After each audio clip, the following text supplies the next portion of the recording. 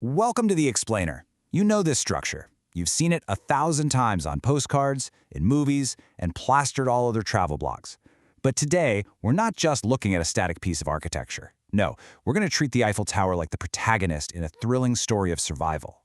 We're talking fierce protests, wild engineering feats, international espionage, and a literal fight for its very existence. Let's get right into it. To really appreciate this icon, you've got to know a pretty shocking fact about the year 1909. If things had gone exactly according to the original plan, the world's most famous monument would have been completely dismantled, demolished, and sold for scrap metal that very year. Crazy, right? It was never meant to be permanent. So how in the world did a temporary fairground attraction survive its own execution date to become the definitive symbol of Paris? Well, let's trace it back to the beginning. Okay, let's dive into this. Section 1, the 300-meter dream, ambitious origins and controversial funding. The story actually starts not with Gustave Eiffel himself, but with two senior engineers at his company, Maurice Coquelin and Émile Nouguier. Back in 1884, they dreamt up what seemed like a totally impossible idea, a 300-meter metal tower to be the absolute centerpiece for the 1889 World's Fair, celebrating the centennial of the French Revolution. At the time, a 300-meter tower, that was considered a Herculean, almost laughable engineering effort. But Eiffel ultimately championed the project. He eventually put up his own money and secured the funding to make it a reality.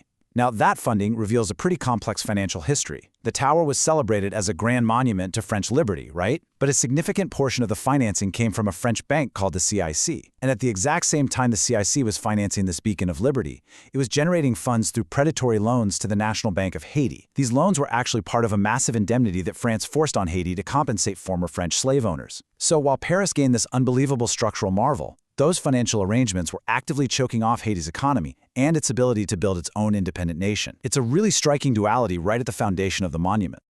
Section 2, protests and the World's Fair, the hated vision.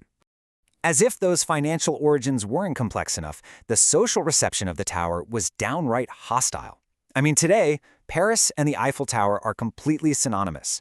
But when those blueprints were first unveiled, the Parisian elite absolutely hated it. They viewed it as a massive insult to their historic city.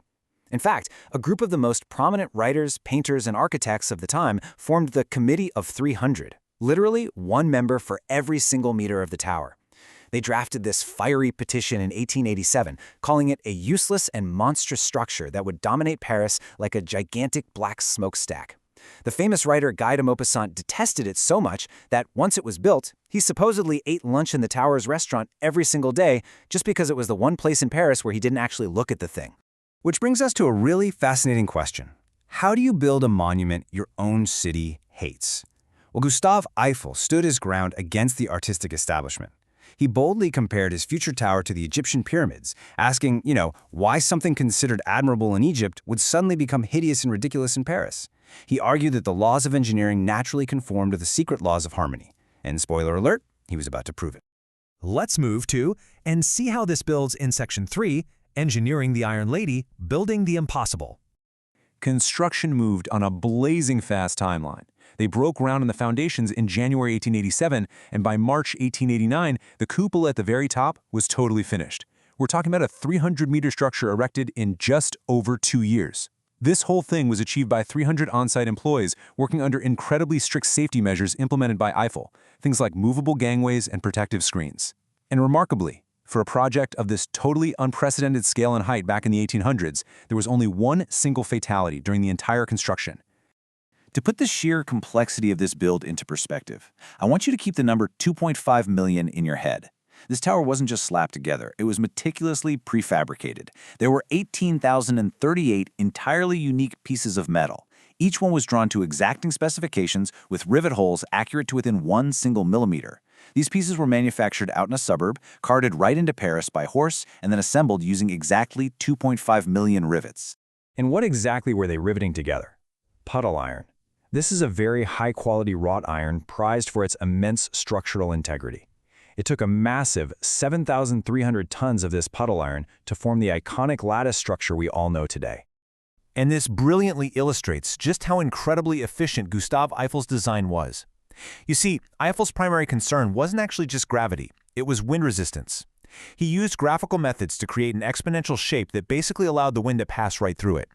Because of this, if you were to draw a giant imaginary box around the entire tower, the 7,300 tons of iron actually weighs almost exactly the same as the 6,200 tons of air contained inside that same box.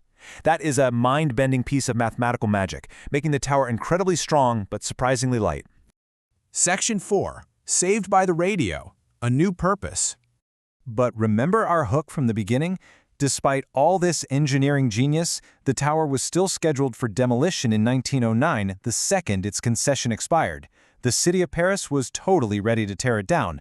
So what saved it? Well, it wasn't its beauty, it was its height. The tower turned out to be the ultimate ready-made antenna for the bleeding-edge technology of the early 20th century, radio telegraphy. It morphed practically overnight from a fairground novelty into an indispensable scientific hub. In 1910, it was integrated into the International Time Service, beaming time signals to ships out at sea. That very same year, a priest named Father Theodore Wolff actually measured radiant energy at the top and the bottom, which directly led to the discovery of cosmic rays.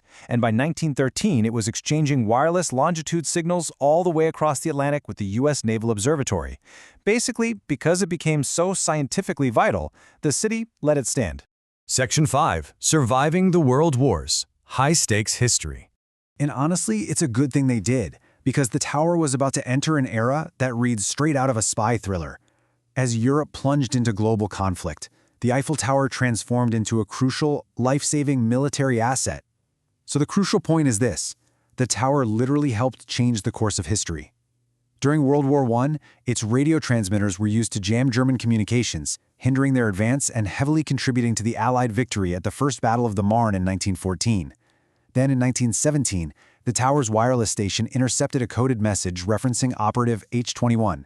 That single interception led directly to the arrest and execution of the infamous spy Mata Hari. Decades later, in 1944, as the Allies were liberating Paris, Frenchmen defied the retreating occupiers by climbing the tower to proudly raise the tricolor flag once again. But it almost didn't make it to that liberation. The stakes in World War II were terrifyingly high.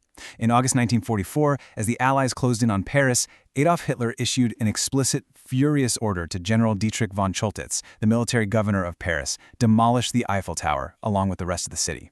Miraculously, the general disobeyed the order. The Iron Lady survived by a literal thread. Section 6. Inside the modern monument. The global icon. Coming out of the ashes of 2 world wars, the tower transitioned from a gritty military survivalist into the beloved romantic destination we know today. Let's take a quick look at what awaits you if you were to visit the modern monument right now. It is quite a journey to the top. First, if you're feeling energetic, you can climb 600 steps just to reach the first and second levels. Up on that second level, you can dine at Les Jules Verne, a world-renowned restaurant that boasts a Michelin star. Finally, you take the lift up to the dizzying third level, 276 meters in the air. Up there, not only can you grab a drink at the champagne bar, but you can also peek into a private apartment built exclusively for Gustave Eiffel himself. He used to entertain VIP guests there, most notably the famous inventor Thomas Edison, who even gifted Eiffel a phonograph during a visit. Now, what's really interesting about this slide is the sheer volume of humanity this structure handles. It's completely staggering. The Eiffel Tower is officially the most visited monument with an entrance fee in the entire world. In 2015 alone, a mind-blowing 6.91 million people ascended its iron heights, and to keep this global icon safe from rusting away under the Parisian rain, it requires some massive maintenance. Every 7 years, workers meticulously apply 60 tons of paint to the structure. It has actually been completely repainted at least 19 times since it was built. Which brings us to the end of our story and leaves us with a lingering question to ponder. The Eiffel Tower started as a deeply controversial, completely temporary dream. It was called a monstrous black smokestack by the greatest minds of its day. Yet it endured wars, demolition orders, and the ultimate test of time to become an irreplaceable global treasure. It makes you wonder, when we look around at the bold, disruptive, and maybe controversial innovations happening in our world right now, what monstrous ideas of today will become the beloved icons of tomorrow? Something to think about. Thanks for joining me on this explainer, and keep questioning the world around you.